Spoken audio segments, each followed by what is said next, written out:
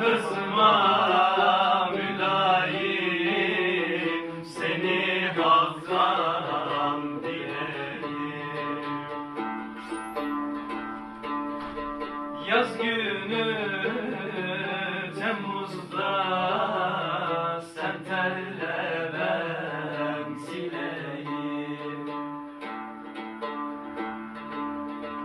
Gün gördüm, günler gördüm, seni gördüm, şad oldum.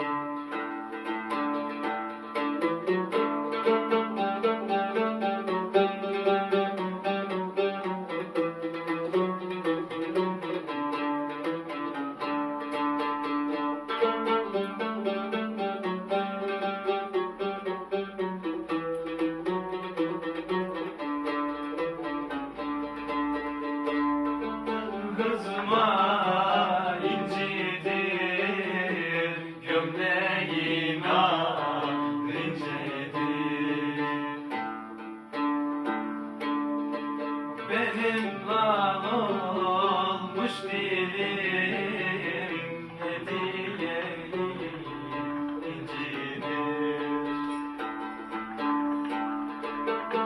Gün gördüm, günler gördüm, seni gördüm, şad oldum.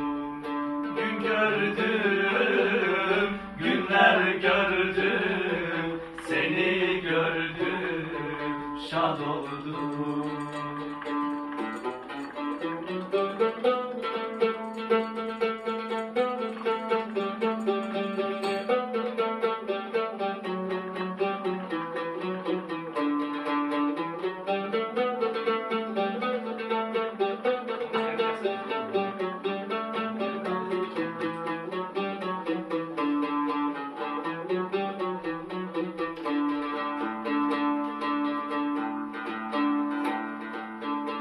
Altın hızmatma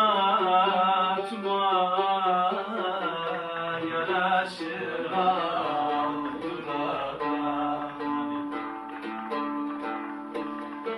Güzel gel görüşelim,